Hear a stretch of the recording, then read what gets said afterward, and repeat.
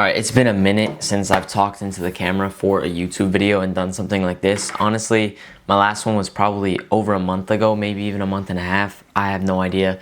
But yeah, right now in this video, I'm going to talk about how to take sharper photos. It's a problem I've had for a long time, which is like, you know that feeling when you take a picture and it looks good, and then you like put it on a computer screen or something, and then when it's actually big, you realize that it was like blurry, out of focus, or not sharp.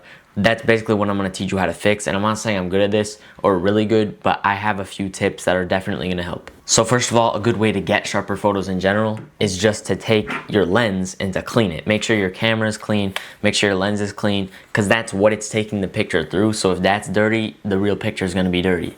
Right now, you could just take like a cloth, wipe it like a microfiber cloth. Any dust or oil that's on the front, make sure that's off. You could even take one of these little things, like a few dollars on Amazon, and then just take off the front of your lens, take off your lens, turn it upside down, and then just blow up into it.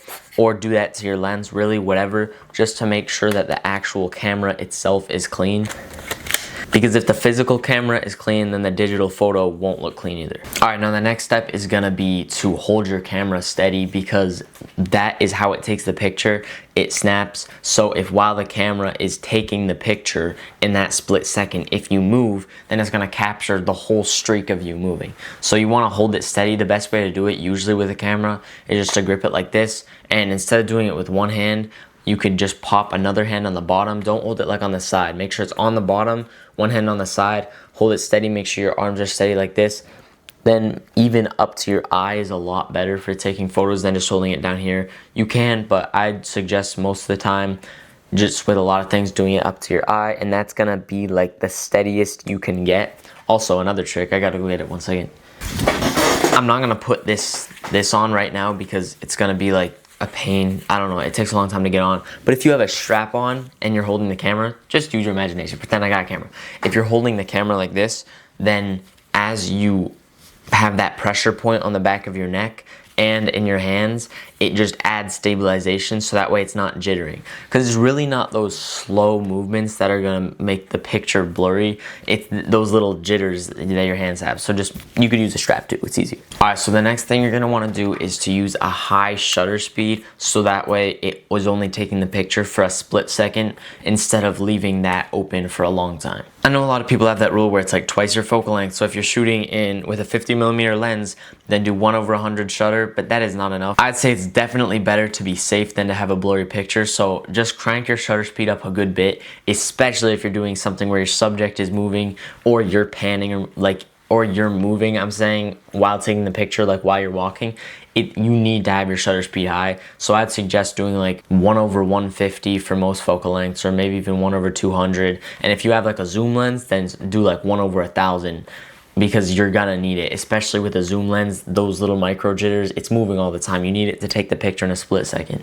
Now, you're gonna have to push your ISO in order to do this. So you're gonna need to be usually under 1000 for most situations, but like, yeah, it's gonna make the picture a little grainier, but it's better to have a little bit of grain than a little bit of blur, in my opinion. So I would just always be safer and crank your shutter speed and then push your ISO a little bit, instead of leaving it low so you can have a clean picture, but then you can't even see it because it's a little blurry.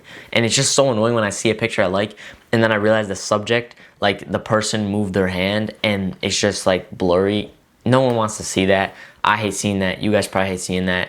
Unless it's for a stylistic choice, make sure to push your shutter speed high, because after all, that is how it captures the picture. And if you don't know what all this stuff means, basically your shutter speed, if it's 1/100, that means it takes it in 1/100th of a second, So just any micro movements in that 1/100th of a second are being captured into the frame. So if you have your shutter speed at 1 whole second, then for that whole second that it's taking the picture, anything that comes into the frame is going to be captured, which a lot of the time would make it blurry, unless it's on a tripod shooting a still subject, like I don't know, stars or something like that. Now for your aperture, I know a lot of you guys already know what this is, but I'm just gonna explain it in like 20 seconds for you guys who don't. Aperture. What you're gonna want your aperture to be is small enough so that way everything's in focus, but large enough so that way there's still bokeh. What aperture is this thing in your lens. So it's how wide your lens opens up. If it's really small, like f16, like an f-stop of 16, that's gonna mean that everything's in focus. But if it's really large, like f1.8, then it's gonna be open a lot and only a little bit's gonna be in focus and the rest is gonna be blurry. So that's how you get that background blur. Like when people take a picture of something and the background is blurry and it's sharp, a lot of people like to look at that. That's what aperture is. So now what I was saying was you want your aperture to be pretty small so that way your subject is in focus, because if you have it like really wide or really large like f1.8 and you take a picture of someone's eye close up, you're gonna be getting their nose out of focus because the distance from here to here is what f1.8 would like. It would make this part in focus and this part blurry. Just keep that in mind for different situations. For landscape shots and stuff, it's gonna need to be wider. I mean, it's gonna need to be smaller. I'm so bad at explaining this. But yeah, you're gonna wanna keep it, I'd say at like f4 for some things, just so that way, don't always just put it as wide as possible so you get blurry background, because if you get blurry background, a lot more is the background that you don't even notice is considered the background. Bro, I need to have ChatGPT write my scripts or something. That was awful. Now, as I just said that about aperture and how you want to keep it small enough, or like f16 or f10 or one of those larger numbers, so that way everything can be in focus. At the same time, there's this psychological difference. Like when you see something with background blur, the subject looks sharper, because when one half of it is blurry or a lot of the image is blurry, what is in focus looks more in focus. So I would actually recommend a lot of the time to use an aperture like a really low one like f1.8, because then it's gonna be making people think the subject is sharper than it actually is, because everything else is out of focus. So if you combine all these things, you should get some sharper pictures. These aren't things that I like looked up or anything. These are just things that over the past few years I've noticed, oh wait, when I do this, it makes it sharper. When I do this, it makes it look sharper. So if you combine all these things, you should get some sharper pictures over time. So just keep practicing and eventually they will start looking better. I definitely am still practicing to make my pictures look sharp. Hope you guys liked this video. Hope you enjoyed. Make sure to apply these things. See if it actually helps. I'll see you guys in the next one.